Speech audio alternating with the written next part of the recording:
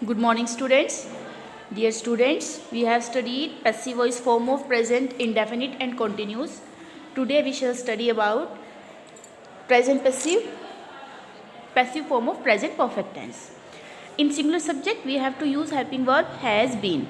Has and have are already used in the sentences. You just have to use additional been in the sentence. And according to plural subject, have been. Sentence structure देखेंगे.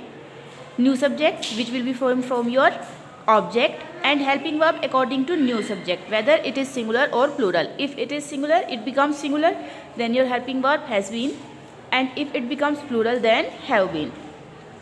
Helping verb note required होगा तो आप been से पहले use करेंगे और been के बाद थर्ड फॉर्म यूज़ करेंगे वर्ब की, वो ऑलरेडी सेंटेंस में होगी, preposition by and object subject से बनाएंगे. देखेंगे they have done their work, object their work which will become the subject of sentence, and they subject है जिसको हम ऑब्जेक्ट बनाएंगे. Their work singular has been done by them.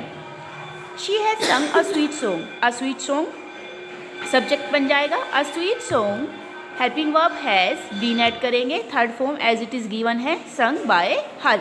She जो objective बनेगा तो वो नॉमिनेटिव से पॉजिटिव ऑब्जेक्टिव बन जाएगा her. He has not rebuked you, subject जो आप बनाएंगे that will be you and object बनाएंगे ही से. You accordingly helping verb plural बन जाएगी हैव, नोट पहले आएगा. You have not been rebuked by him, objective from he. Interrogative example देखेंगे. why have you not obeyed your father, new subject बनाएंगे your father, object बनाएंगे you. why अपनी position change नहीं करेगा, एज इट इज स्टेशनरी रहेगा अपनी position पर. why new subject के अकॉर्डिंग हेल्पिंग वर्ब चेंज हो जाएगी. why has your father not been obeyed by you.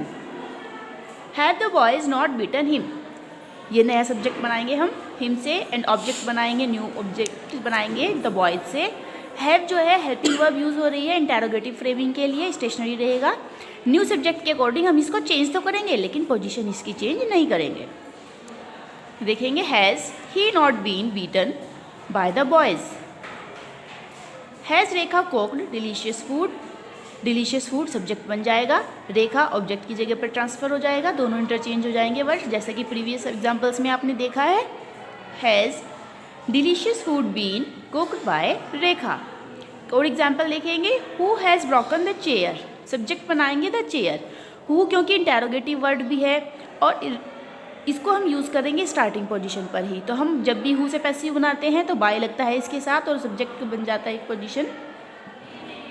By who से बन जाएगा interrogative word, as it is रहेगा अपनी पोजीशन पर. अब हम सब्जेक्ट बनाएंगे द चेयर और इसके अकॉर्डिंग हम हेल्पिंग वर्ब यूज़ करेंगे. इससे पहले by whom has the chair been broken. इस तरह से सेंटेंस का स्ट्रक्चर कंप्लीट हो जाएगा. यहाँ पर आप सेंटेंस के स्ट्रक्चर को ध्यान से देखेंगे.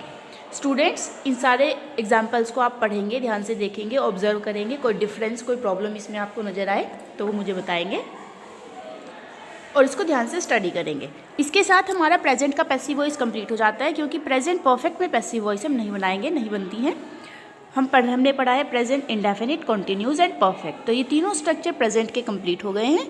इसके साथ साथ अब हम इसको प्रैक्टिस करेंगे. इसमें कोई भी कन्फ्यूज़न, कोई भी क्वेरी आपको है, आप मुझे पूछ लेंगे. Okay, thank you.